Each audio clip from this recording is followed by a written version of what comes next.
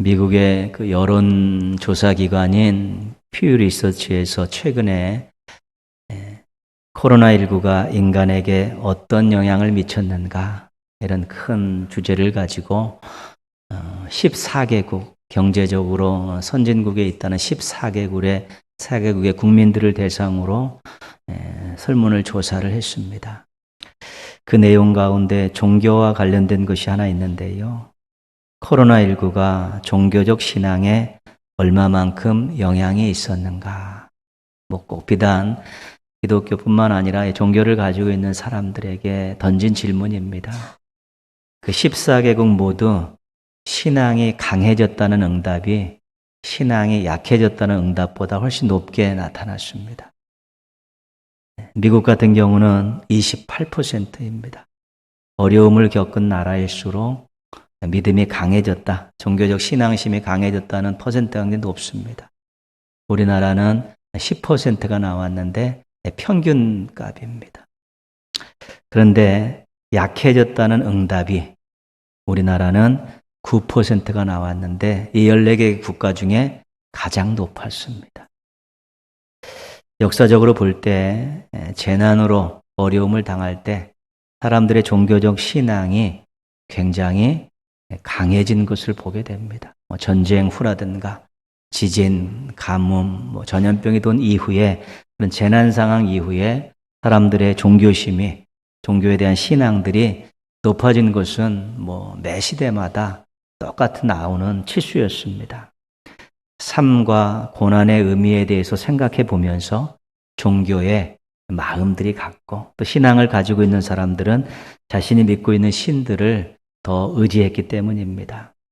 그런데 이번 코로나19 상황에서 우리나라는 종교적 신앙에 대해서 실은 별로 변화가 없는 것입니다. 강해졌다는 사람이 10%, 약해졌다는 사람이 9%면 별로 변화가 일어나지 않은 것입니다. 특이한 나라입니다. 왜 그런가 하면 변수가 있었다는 것이죠.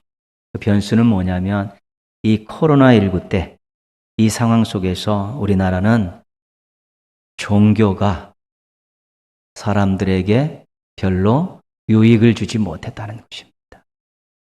위로를 하고 용기를 주고 소망을 주는 그런 역할들을 제대로 감당하지 못하니까 사람들이 종교에 관심을 갖지 못했고 신앙을 가지고 있는 사람들조차도 그렇게 신앙을 더 의지하는 부분들이 약해졌다는 것입니다. 특별히 우리가 기독교와 교회들이 깊은 생각을 한번 해야 되는데요.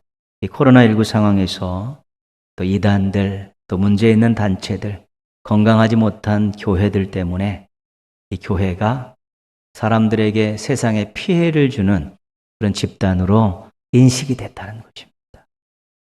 그래서 종교를 가져야겠다, 신을 의지해야겠다는 이런 생각들을 갖지 못하게 했다는 것입니다. 그게 목회 데이터 연구소의 이 설문에 대한 평가입니다. 종교가, 교회가 세상의 사람들에게 유익이 되지 못했다. 오히려 해를 끼치게 되었다는 그런 생각들이 찾아들면 사람들은 종교에 관심을 갖지 않고 또 하나님에 대한 관심이 떨어질 수밖에 없는 것입니다. 하나님이 만민에게 복을 주시려고 하나님의 백성들을 택하셨습니다.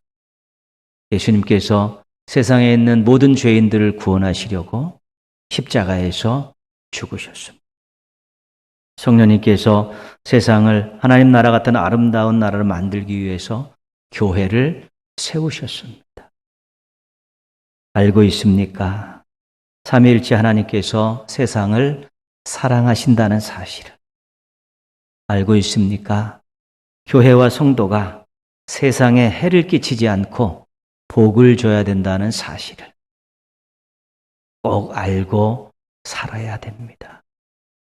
삼위일체 하나님께서는 세상을 사랑하고 계시고 교회와 성도는 그 하나님의 뜻을 받들어 세상과 사람들에게 해를 끼치는 것이 아니라 복을 나누어 주며 살아가야 된다는 것 꼭 알고 사시기를 바랍니다.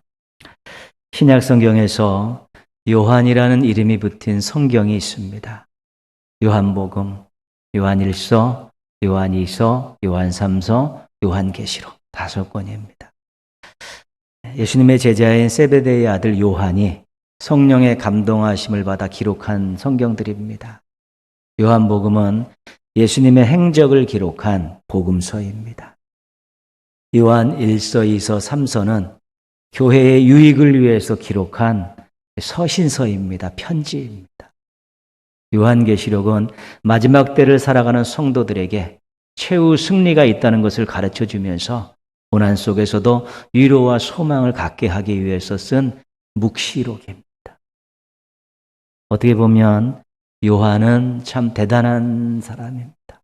시대가 다 다르고 또 복음서로 때로는 편지글로 때로는 묵시글로 그렇게 성경을 썼다는 것은 그가 어떤 문학적인 그런 능력을 가지고 있었다는 것이지요. 그런데 복음서를 살펴보면 그는 그 형제 야고보와 함께 우레의 아들 보아너게라는 별명을 갖고 있습니다. 성격이 아주 막 과격한 것입니다. 그리고 또 예수님께 주의 나라가 임할 때 우리 형제를 하나는 우편에 하나는 좌편에 앉아 주십시오. 그래서 나름대로 욕망도 가지고 있고 욕심도 가지고 있었던 사람입니다. 그런데 예수님을 따라다니면서 훈련을 받고 하나님께서 그의 모난 부분을 다듬으시니까 그가 사랑의 사도로 바뀌면서 그가 가지고 있던 재능을 가지고 하나님의 말씀을 기록하게 된 것입니다. 구원하셨으면 하나님께서 사용하십니다. 어떤 형태든지 사용하시는데 모난 부분을 다듬어야지 사용하시는 것이죠. 그래서 우리가 말씀과 기도로 거룩하여진다는 것은 말씀과 이 기도가 우리의 모난 부분을 다듬는 망치와 정과 같은 것입니다. 말씀에 자신을 비춰가 기도를 통해서 하나님의 능력의 도우심을 입어서 자기의 부족한 부분을 메꾸고 모난 부분을 다듬어 가면 자신에게 있었던 귀한 장점들, 하나님 주신 재능들을 가지고 하나님의 영광을 위해 쓰임받는 그날이 반드시 오게 되는 것입니다. 요한이 대표적인 인물입니다. 하나님 저를 사용하여 주시옵소서. 하나님 저를 다듬어 주십시오. 쓰임받는 기쁨을 갖고 살고 싶습니다. 이런 열정들, 이런 사모함들이 우리 속에 꼭 있어야 되는 것입니다. 요한복음 20장 31절은 요한복음을 기록한 목적이죠. 복음서를 기록한 목적이고 또 성경을 기록한 목적으로 이렇게 쓰고 있습니다. 같이 한번 읽겠습니다. 오직 이것을 기록함은 너희로 예수께서 하나님의 아들 그리스도이심을 믿게 하려 함이요 또 너희로 믿고 그 이름을 힘입어 생명을 얻게 하려 함이니라. 이 요한복음을 기록한 목적은 예수님께서 하나님의 아들이시고 구원자 그리스도이시라는 것을 믿게 하기 위해서 기록했다는 것입니다. 그리고 그것을 믿고 그 예수님의 이름을 힘입어서 생명을 얻게 하기 위해서 이 요한복음을 기록했다는 것입니다. 믿음과 영생입니다.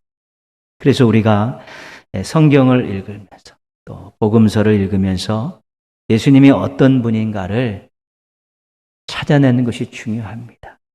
예수님이 하나님의 아들이시고 그리스도이심을 알게 되는 것이죠. 그럼 그 다음은 성령님께서 역사하십니다. 예수님을 믿게 하시는 것이죠. 예수님을 믿으면 구원받습니다. 예수님을 믿으면 영생을 얻는 것입니다. 이 말씀이 그렇게 중요한 것입니다. 복음 전도하는 것도 같은 이치입니다.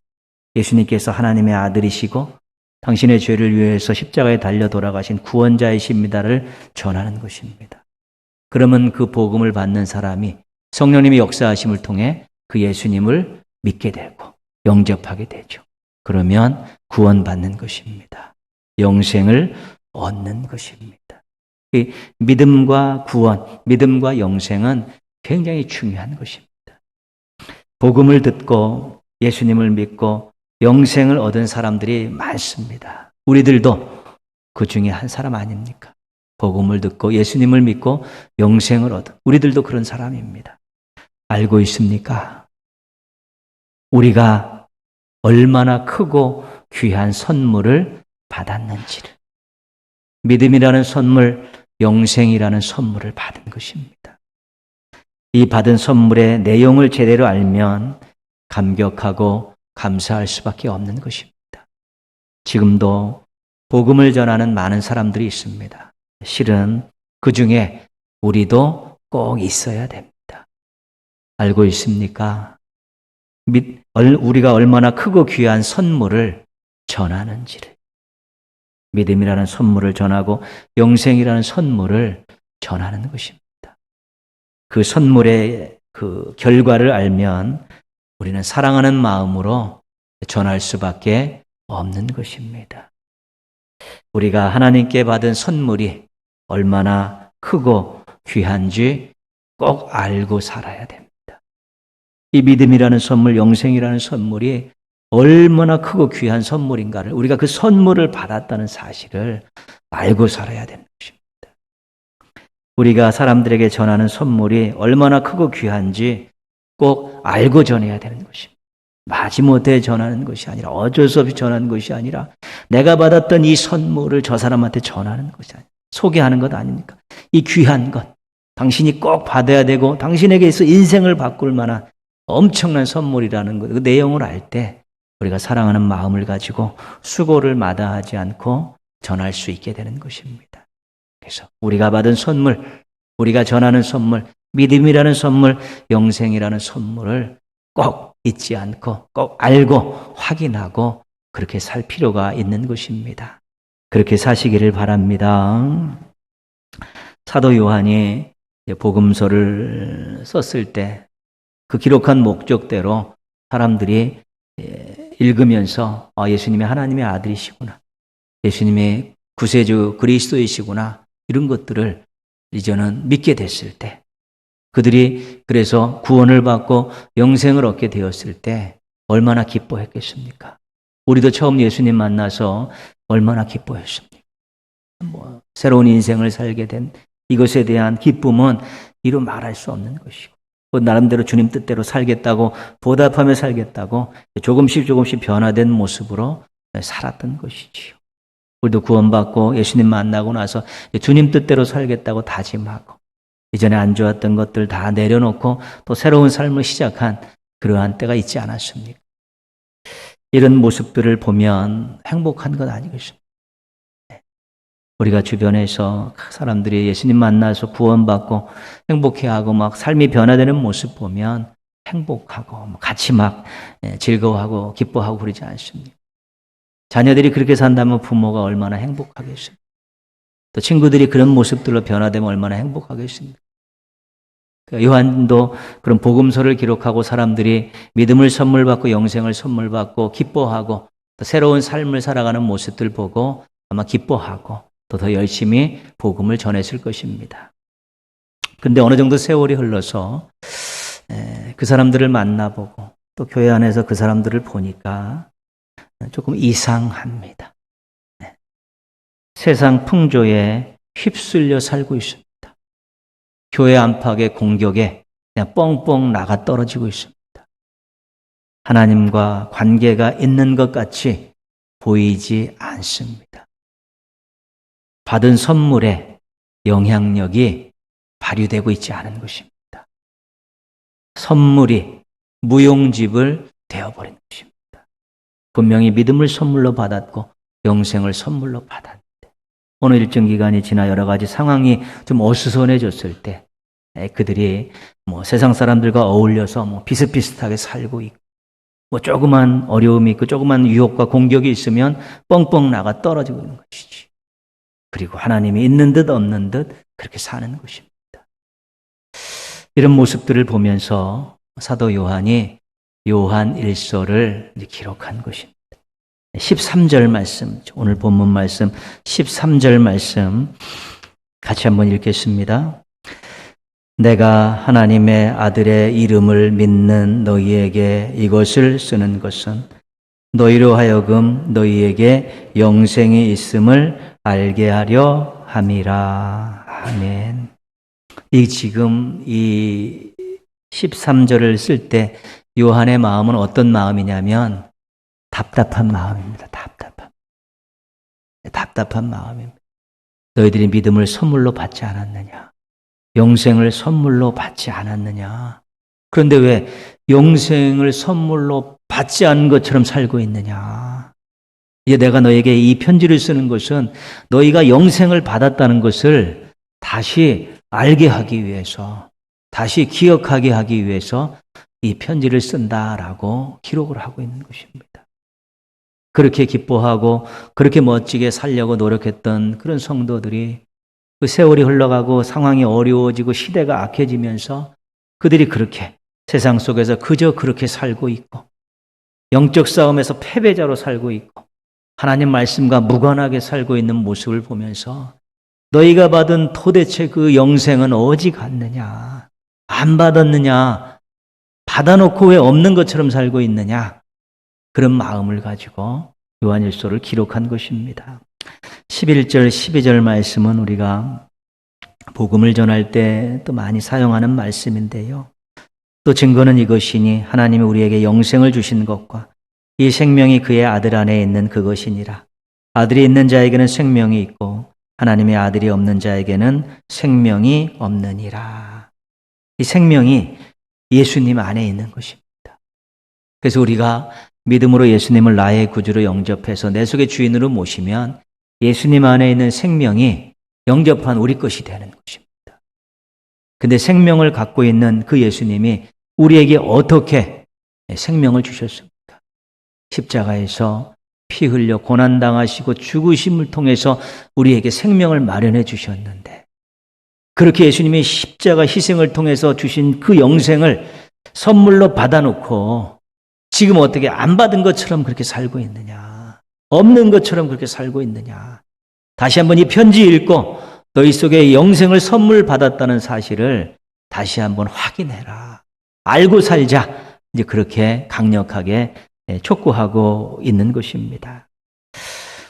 이런 질문을 받을 수 있습니다.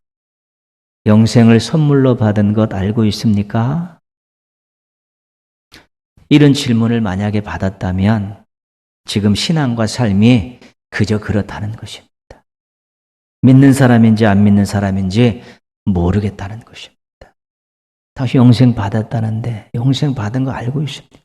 구원 받았는데 구원 받았다는 사실을 알고 사는 겁니까?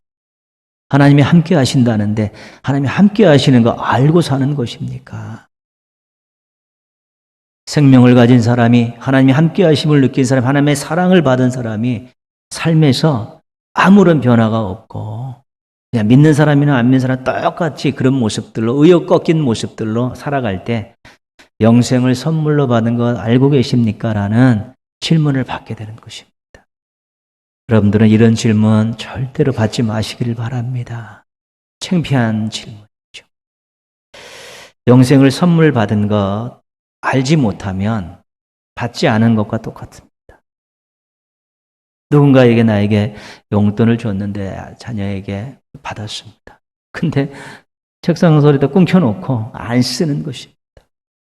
계속 죽을 때까지 안 쓰면 안 받은 것과 똑같은 것입니다. 그거 필요한 거 사고 친구들과 또 맛있는 것도 사 먹고 그래야 가치가 있는 것이죠. 받긴 받았는데 꿍쳐놓고 사용하지 않으면 아무런 영향이 없는 것입니다. 영생을 받았는데 알지 못하면 이 영생이 영향력을 발휘할 수 없는 것입니다. 그런데 영생을 선물 받은 거 알 수 있습니다. 나 영생 선물 받았습니다.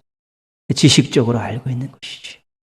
영생은 받은 것이 중요한 것이 아니라 누리는 것이 중요한 것입니다. 받았으면 누려야죠.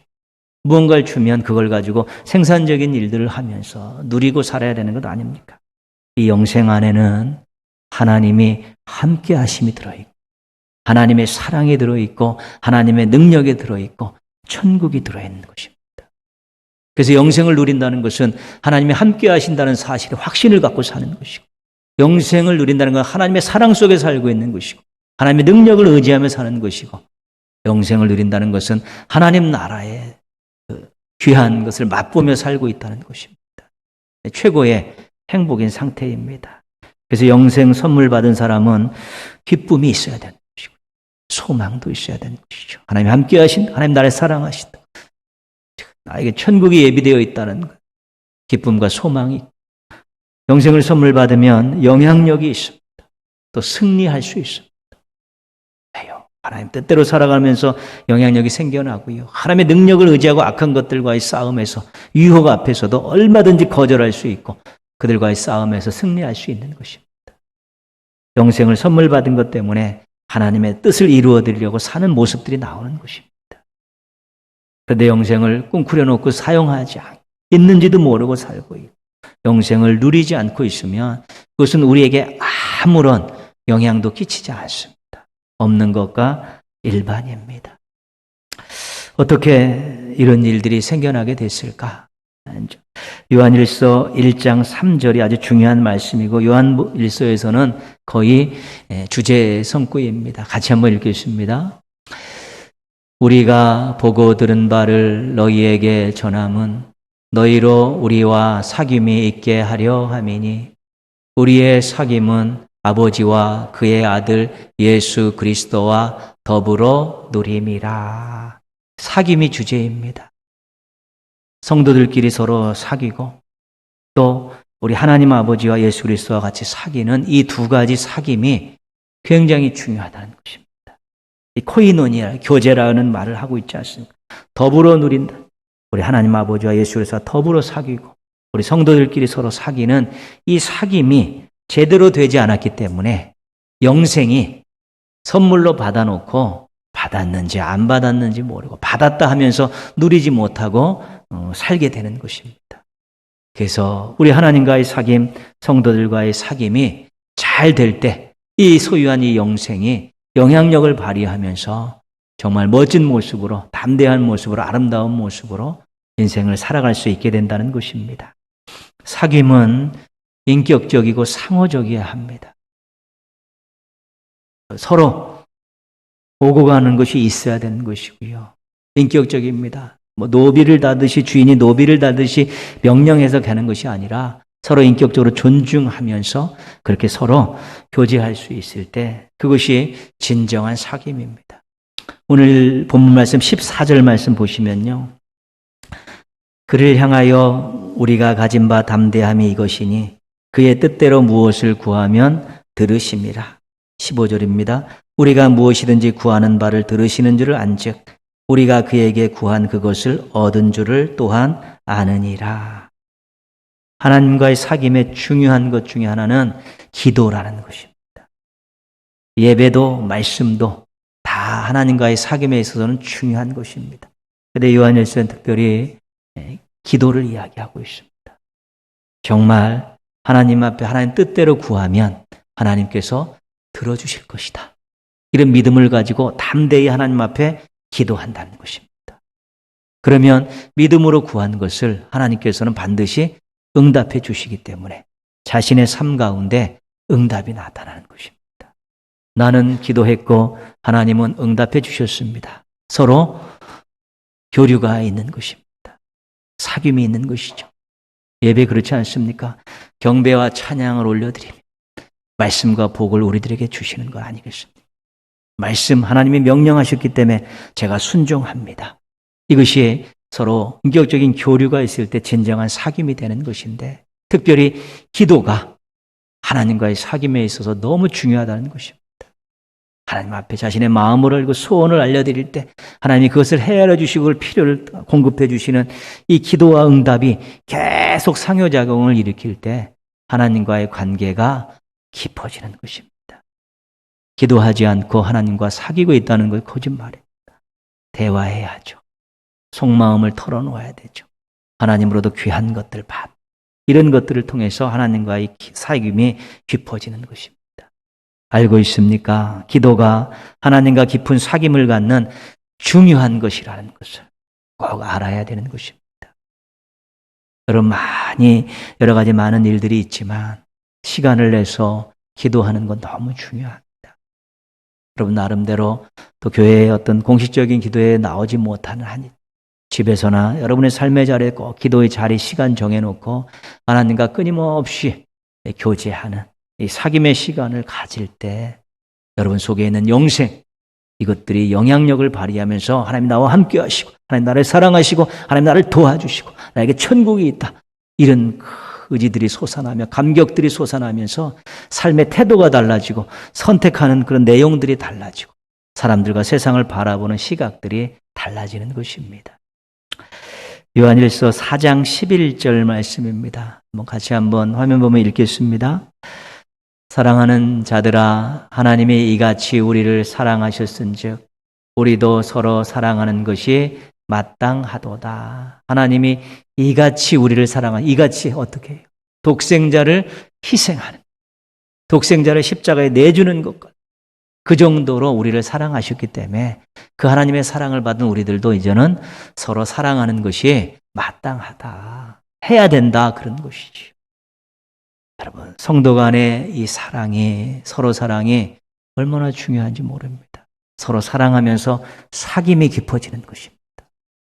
서로 마음들이 오고 가고 또 시간과 물질과 땀들을 주고받으면서 서로 사랑하면서 사귐이 깊어져서 우리가 하나 아버지를 모시고 있는 가족들이라고, 자녀들이라는 그런 생각들에 이어지죠. 그런데 성도 간의 사귐이 왜 중요하냐면 성도 간의 사귐에 거기에 우리 주님이 역사하셔서 함께 우리하고 사귐을 가지시는 것입니다. 두세 사람이 내 이름으로 모인 곳에 내가 그와 함께 한다는 그 말씀이죠. 공동체 안에, 사랑의 사귐을 하는 공동체 안에 하나님이 역사하셔서 함께 사귐을 갖기 때문에 우리가 서로 사랑하면 우리의 사귐도 깊어지지만 하나님에 대한 사귐도 더 깊어지는 것입니다. 사랑의 하나님이시기 때문에 그런 것입니다. 시편 133편 1절과 3절입니다. 시편 133편 1절과 3절 같이 한번 읽겠습니다.